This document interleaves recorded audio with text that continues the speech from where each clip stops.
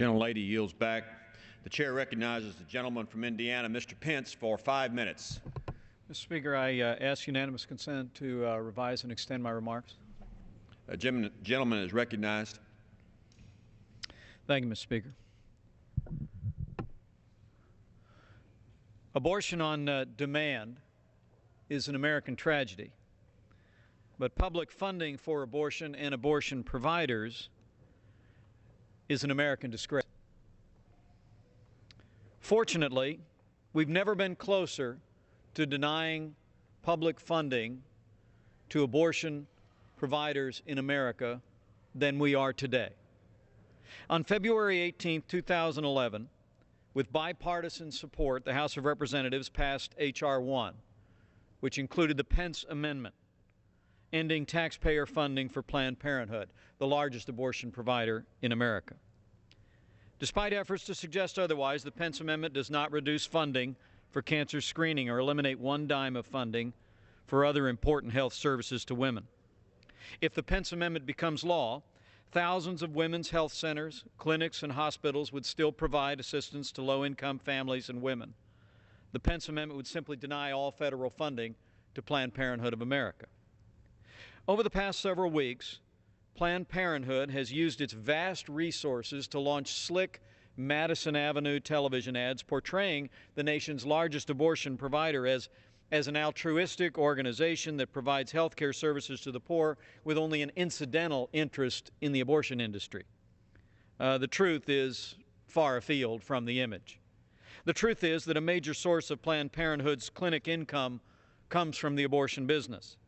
Despite attempts by advocates for the abortion industry and ideologues on the left to portray efforts to defund Planned Parenthood as some kind of a war on women, the issue here is big business, and that business is abortion.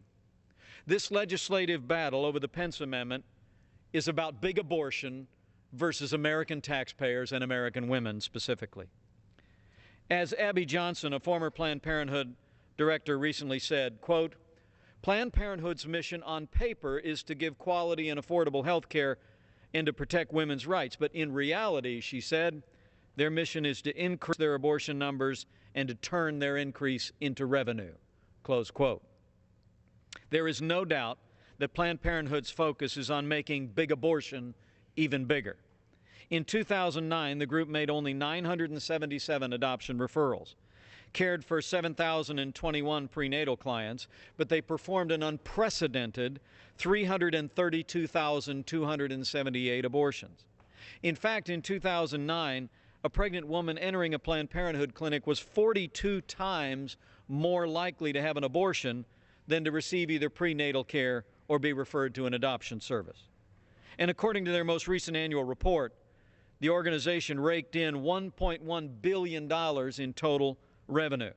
Of that amount, $363.2 million came from taxpayers in the form of government grants and contracts. This is about big business, and that business is abortion. And for all the talk about how poor women would be harmed if taxpayers stop subsidizing big abortion, it's telling to see how they've been spending their money. According to a June 2008 story in the Wall Street Journal, Planned Parenthood was flush with cash and using its profits to rebrand itself to appeal to more affluent American women. Their rebranding effort was designed to build their business by increasingly targeting wealthy consumers to complement their existing targeting of poor and minority women. While taxpayers underwrite their operations, Planned Parenthood is building large luxury health centers in shopping centers and malls designed by marketing experts with touches like hardwood floors, muted lighting, large waiting rooms, and the like. And big abortion routinely puts profits over women's health and safety. When women testify on behalf of improved safety standards at abortion clinics, Planned Parenthood opposes them and fights them every step of the way.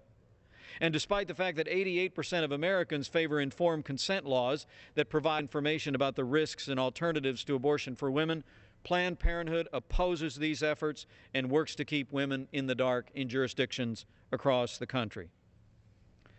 The reality is abortion on demand is an American tragedy, but public funding of abortion providers is an American disgrace. The time has come to deny any and all funding to Planned Parenthood of America. And this week, as House Republicans reaffirm our commitment to H.R. 1, reaffirm our commitment to make a down payment on fiscal responsibility and reform, let us also seize this moment to reaffirm our commitment to defend the broad, mainstream values of the American people in the way we spend the people's money. I urge continued support by my colleagues on both sides of the aisle of the Pence Amendment, denying public funding to Planned Parenthood of America. Gentleman's